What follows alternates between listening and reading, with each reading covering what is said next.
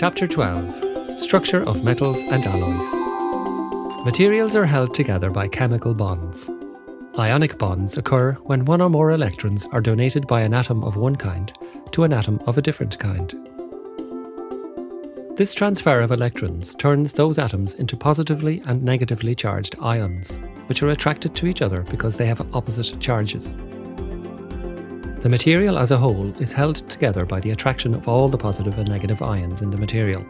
Ionic bonds are most commonly found in chemical compounds called salts. In covalent bonds, instead of an atom donating electrons to another atom, the atoms share electrons between them. Covalent bonds are the most common type of bond. They form the strong bonds in polymers, which are described in chapters 3 and 11. Metallic bonds occur in metals and they take sharing of electrons to an extreme. All the atoms in the metal donate one or more electrons to create a sea of electrons that is shared by all the atoms, which have become positive ions. The attraction between the sea of negative electrons and the positive ions holds the material together strongly. This sea of electrons is the reason why metals are great conductors of electricity, because it is so easy for electrons to move through the material. Metal atoms arrange themselves in a regular crystal lattice structure. One important property of metallic bonds is that they can allow atoms to slip or change their position in the lattice when an external force is applied. So instead of the bonds breaking completely and the material fracturing, the atoms can slide over each other, staying within the metallic bond. When the external force is removed, the metallic bonds are still holding the metal together in its new position.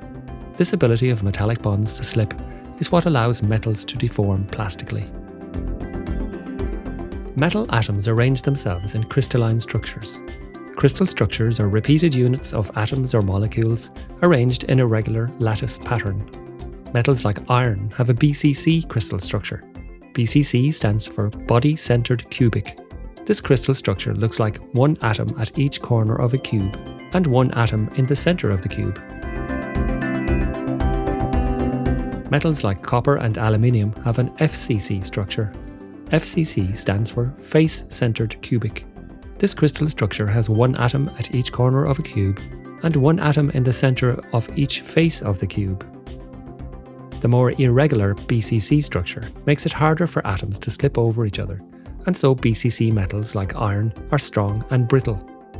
The flatter FCC structure makes it easier for atoms to slip over each other, and so FCC metals like copper and aluminium are ductile and malleable and not as strong as iron. When a metal cools from a liquid to a solid, crystals form by dendritic growth. First, tiny solid independent crystals start to form in the liquid.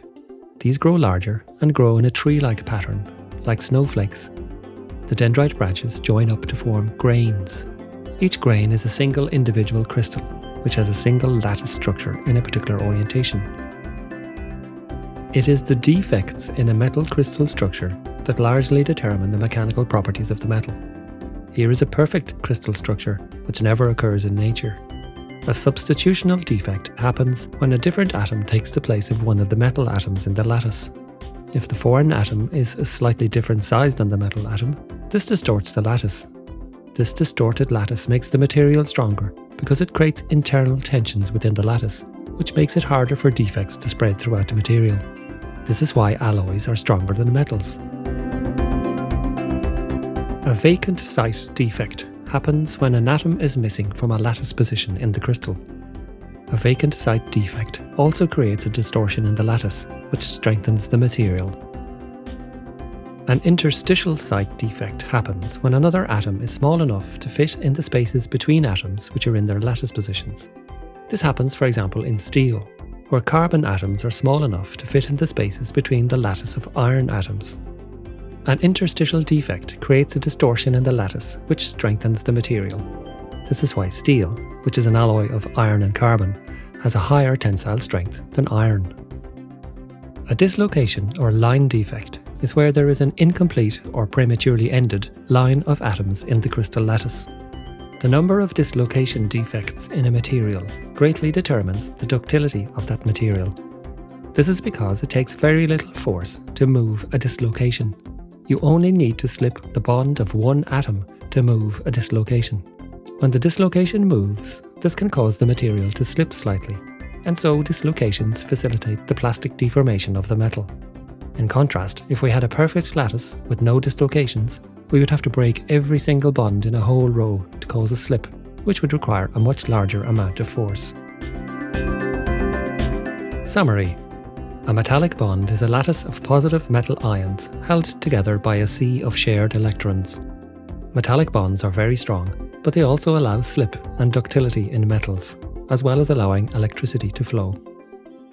A body-centered cubic crystal structure is exhibited by brittle and strong metals like iron.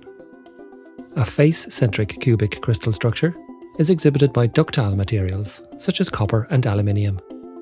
Crystals grow by dendritic growth, starting small and growing in a tree-like or snowflake-like pattern to form complete crystal grains. Defects greatly determine the mechanical properties of metals. A substitutional defect is where a similar-sized atom takes the place of a metal atom in the lattice. An interstitial defect is where a small atom sits in the spaces between the metal atoms in the lattice. A vacant site defect is a missing atom in the lattice.